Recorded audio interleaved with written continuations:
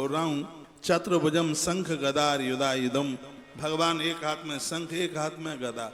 गदा ये बाहर की नज़र टोना टोटके से लोग अलाए बलाए उल्टा पुल्टा करते रहते हैं, तो ये गदा उससे रक्षा करती है। मेरे पास में भी एक गदा है कुछ वर्षों से, 203 वर्ष पुरानी ये गदा है। 3 साल मेरे पास हो गई हैं, 200 साल इनको हनुमान जी के पास हुई। मध्य प्रदेश में एक बड़े अच्छे हनुमान जी और छिंद वाले हनुमान जी, 200 साल पहले हनुमान जी प्रकट हुए धरती फाड़ कर। ऐसे बजरंगी हैं कि लोगों को प्रत्यक्ष रूप से उन्होंने दर्शन दिया। भोपाल के पास मेरी कथा हो रही थी, तो मुझे मंगलवार था उस दिन, किसी ने मुझे कहा महाराज जी यहाँ एक बहुत बड़ा हनुमान जी का मंदिर और स्वयं सिद्ध है और कई सैकड़ों वर्ष पुराना है। मैं रात को चल पड़ा, हनुमान जी का भगत हूँ, क्यों मेरा तो जन्म ही गुफा वाले हनुमान जी के चरणों में हुआ है। हम लोग तो हनुमान जी के बिना रह ही नहीं सकते। तो मैं तो चला गया रात को ही। मैं वहाँ, उस दिन मंगलवार था, मंगलवार को रात भर मंदिर खुलता। 11:45 बजे हम पहुंचे वहाँ रात में। पुजारी जी मिले, पुजारी जी ने कहा तुम कौन से महाराज हो, वृंदावन से आए हो? मैंने कहा आपको कैसे पता है? उन्होंने कहा पहले तो एक गदा आप लीजिए, फिर मैं बताता हूँ। ये सत्य है, मैं भगवान की व्यासपीठ से बोल रहा हूँ। उन्होंने कहा कि मुझे हनुमान जी ने प्रत्यक्ष रूप से स्वप्न में कहा कि ऐसे ऐसे वृंदावन का कोई नाम हमारा बता करके वो कहता है कि ऐसा मुझे आभास हुआ कि वो यहाँ आज मंदिर में आएंगे, ये गदा उठाकर उनको दे देना और ये कह देना कि जिंदगी के अंतिम सांस तक इस गदा को अपने आप से दूर मत करना। रात को मैं सोता हूँ तो ये गदा मेरे बगल में ही होती है। इसको पाकर मुझे ऐसा लगता है कि हनुमान जी की अनुभूति बजरंगबली मेरे साथ में। सिर के ऊपर इसको रख दें तो माथे में दर्द नहीं होता, भूत प्रेत तो भाग जाएं। ये सत्य, ये चमत्कार इस गदा का मैं बता रहा हूँ। ये सब चीजें ना होती तो इनका जिक्र ग्रंथों में क्यों किया जाता? ये हमेशा मेरे बाएं हाथ में होती है। पुजारी जी ने कहा कि इसको बाएं हाथ में रखना। कि मेरे जब भी आप मुझे चलते फिरते देखेंगे, बस लेट बाथरूम जाऊं, नहाने को जाऊं, इतनी देर के लिए ही ये गदा मुझसे दूर रहती है। नहीं तो हर क्षण कभी भी आप मुझे देख लेना, चलते फिरते मेरे हाथ में ये होगी। मैं आपको बात भी कर रहा हूँ तो ऐसे मेरे बगल में रखी होगी। ये ऐसा लगता है कि साक्षात बजरंगबली हनुमंत लाल जी ही हमें मिल गए हैं। बोलिए हनुमान जी महाराज की जय हो। शंख गदार योधा युधम, तो शंख चक्र गदा और पद्म, पद्म कहते हैं फूल, कमल का फूल। भगवान आए, इन चारों चीजों को अपने पास में लेकर के आए। हो सके तो ये चीजें आप अपने मंदिर में बैठो। महावीर दास बाबा आए हैं, गुफा आश्रम तांसौड़, ब्राह्मणों का गांव है और भी जन रहते हैं। आनंद की बात यह है कि आसपास के 24 गांव क्षत्रियों के इस गांव की रक्षा, इस गांव के प्रति उनकी बड़ी श्रद्धा है। हम लोग तो जन्म से क्षत्रियों के बीच में रहे हैं, तो हमें यह पता है कि ये क्षत्रिय समाज आज कैसे समाज की रक्षा के लिए आगे के लिए बढ़ता है। एक बार तालियां बजा दीजिए के लिए, एक बार जयकारा लगाइए, बोलो बांके बिहारी लाल की जय हो। श्री हनुमान जी महाराज की जय हो। जय जय श्री राधे श्याम। दाहिने हाथ का शंख भगवान विष्णु के शंख में, महादेव के बाएं हाथ में शंख है, गणेश जी के हाथ में शंख है। कहते हैं कौड़ी का भी शंख होता है, गोमुखी शंख होता है, हीरे का शंख होता है, मोती का शंख होता है।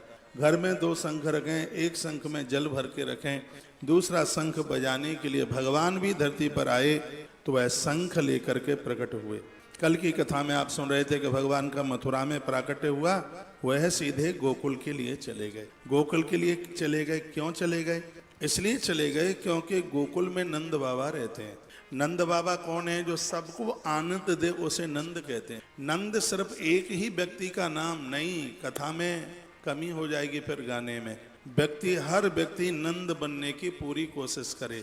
नंद किसे कहते हैं? जो धन पा करके, सम्मान पा करके, बुद्धि पा करके और यहाँ तक कि परमात्मा को पाके भी जिसके अंदर कभी कोई घमंड नहीं आया, धरती की उस सत्ता को नंद के नाम से जाना गया है। जो हमेशा दूसरों को आनंद देता है, कभी किसी का बुरा नहीं उसने किया, ऐसी महासत्ता का नाम नंद है। अपने मन को नंद बनाइए और बुद्धि को यशोदा बनाइए। बुद्धि किसे कहते हैं? काम स्वयं करे और सम्मान दूसरों का करे, कहे नहीं ये आपकी कृपा से सब हो गया है, ये गुरुजी की कृपा से हो गया है, ये माँ बाप के आशीर्वाद से हो गया है। आप मानना या मत मानना, आप इस पंडाल में भी बैठे हैं तो ये किसी की कृपा का परिणाम है, उससे आप यहाँ आ गए, नहीं आ सकते। जो लोग आने के लिए तैयार थे वो नहीं आ पाए, जिनकी कोई तैयारी नहीं थी वो आराम से पंडाल में बैठे हैं। ये किसी की कृपा से ही आप यहाँ तक चल के आए हैं। और इस बात की अनुभूति हो जाए, ऐसी ही बुद्धि को यशोदा के नाम से जाना जाता है।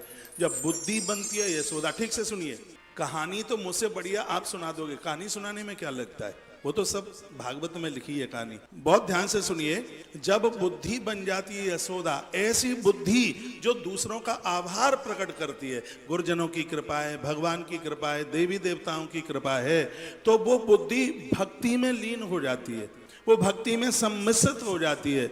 जब बुद्धि भक्ति में मिल जाती है तो वो यशोदा का रूप बना लेती है। और ऐसे ही मन जब आनंदोत्मग्न होता है तब वो नंद बन जाता है, और मन बनता है नंद और बुद्धि बनती है यशोदा, तब हृदय बन जाता है गोकुल। गोकुल किसे कहते हैं? जहां श्रद्धा का सरोवर उमड़ रहा है उसे गोकुल कहते हैं।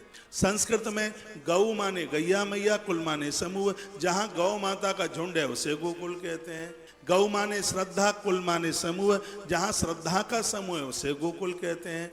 गौ माने ज्ञान, कुल माने समूह, जहां ज्ञानी लोगों का झुंड है उसे भी गोकुल कहते हैं। बहुत ध्यान से सुनिएगा, जब बुद्धि यशोदा बन जाती है तो मन नंद बनता है, तब हृदय गोकुल बन जाता है। और जब हृदय गोकुल बनता है तो कोई महापुरुष वसुदेव भगवान कृष्ण को हमारे यहाँ छोड़ करके चला जाता है। और यही जीवन का परम आनंद है, हमें हमारे जीवन में भगवान मिल, परमात्मा मिल जाए। भगवान एक आनंद का स्वरूप है। इसलिए कल आप सुन रहे थे कि नंद के आनंद भयो जय कन्हैया लाल की। ये सुख बाहर से आता है, आनंद तो अंदर से प्रकट होता है।